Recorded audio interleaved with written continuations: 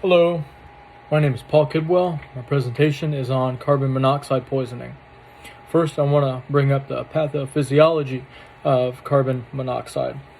So, CO poisoning is one of the most common types of poisoning causing deaths all around the world.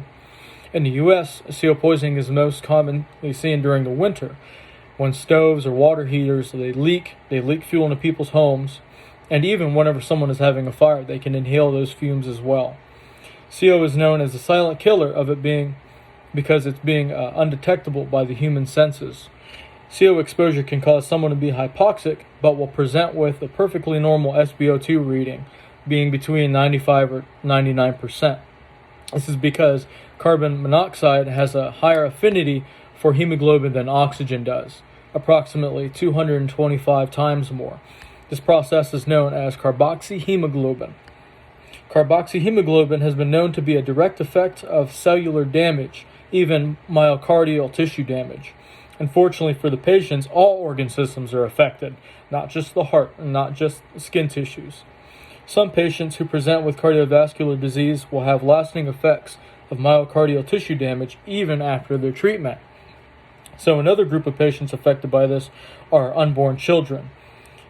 Now keep in mind, all groups of people are affected, even elderly people, healthy people, young people, pregnant mothers, and even unborn children. Well, the mothers in utero, though, exposure to CO can cause fetal issues as well, issues like neurological deficits, as well as even brain damage, and in extreme cases, even fetal death. So subsequent exposure is usually definitive if the mother has a syncopal episode. So usually you can tell that the baby has had significant exposure if the mother has passed out. The idea here is that if the mother system has significant exposure, then the fetus is sure to have developed CO poisoning too. Now, for these kind of patients, O2 therapy should be immediately started with consideration of hyperbaric oxygen therapy as well. Treatment for maternal mothers takes longer for fetal CO elimination than non-pregnant women. Typically, CO poisoning in a fetus is unlikely unless the mother presents with a syncopal episode, just like I said earlier. Other patients that are susceptible to this is also elderly patients with cardiovascular disease. That, anemia, and respiratory issues. Okay, so where does all this stuff come from? So I explained a couple of different sources of how it can be brought about just by people, like unnaturally, but naturally it's actually derives from the brain. The process here is called endogenous production. So far, I've listed some of the other ways, but I want to go ahead and list some more natural or biological ways it can occur too. Naturally occurring geographical events such as forest fires, emission of natural gases, or even volcanic eruptions, and degradation of plants and animals. They're all examples of naturally occurring CO. About 40% of all CO on the planet derives from these sources. Because human activity and population density differ from place to place, atmospheric CO2 varies greatly. CO is also known as a poison gas, but ironically is produced in the brain under normal circumstances.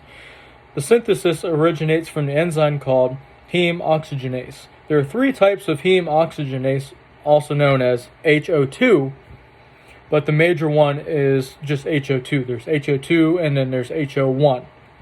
Not much is known about HO2, but high expressions of it are found in the testes, brain, endothelial tissue, and smooth muscle cells from cerebral vessels, being the brain, which is the origin of it. Just another wormhole I don't want to go into. So, clinical presentations of CO with your patient include some neurological signs. So your patient's probably going to present with dizziness. That's due to just cerebral hypoxia. Headache, kind of the same thing there. Lethargy, and strangely enough, even impaired vision.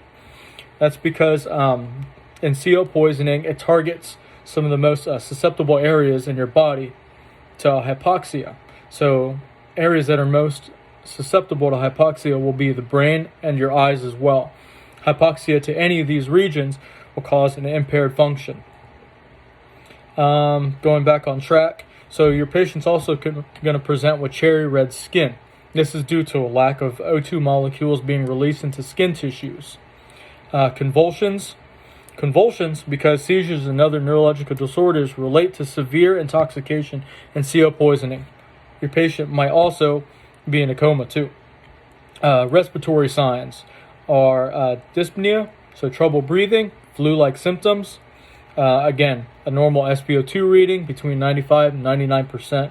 Severe hypoxia or hypoxemia, and hypothermia. So in order to properly diagnose your patient with CO poisoning, they have to have clinical symptoms as well as a history of exposure. Blood levels of CH, or carboxyhemoglobin, can be determined. But once the patient is removed from an environment containing CO, the severity of poisoning is undeterminable because CH rapidly declines after exposure ceases. If you or your partner suspects CO, remove the patient and follow your local CO protocols. While CO has lethal effects, it also has its benefits. At low concentrations, it can have anti-inflammatory effects and protect against cell death in response to injury. So inhaled CO is currently being studied as a potential treatment for patients with pulmonary fibrosis and pulmonary hypertension. Another fun fact here for you. CO activates an enzyme called guanylate cyclase, which assists in vasodilation, restoring much-needed oxygen to the tissues. Now, pre-hospital treatment for CO poisoning. There's not a whole lot you can do, but what you can do is remain vigilant, stay on your feet, and continue to assess your patient. First things first, get the heck out of Dodge. Assess your ABCs. Your patient is going to need oxygen, and a lot of it, preferably with a CPAP. That way you can go ahead and displace some of those CO molecules and bind to that hemoglobin. So, as far as your transport decision, consider which facilities have hyperbaric chamber capabilities. En route, make sure to constantly assess your patient's O2 levels and CO2 levels through the use of a pulse CO2 oximeter. Ensure proper documentation and never put your 12-lead analysis by the wayside. Cardiac arrhythmias are known to be present in high exposure of CO poisoning. CO is life-threatening. Do not treat the patient in their home if CO is expected. Make sure to also test yourself for CO exposure by the use of pulse CO oximeter. So being within the range, close range, can possibly cause contact exposure. Also, in the event of doing rehab on a fire, assess all firefighters that are exposed because their fatigue may be CO related. In conclusion, CO poisoning is not to be taken lightly. It is a silent killer, and without the proper assessment can present as a hazard for you and your whole team.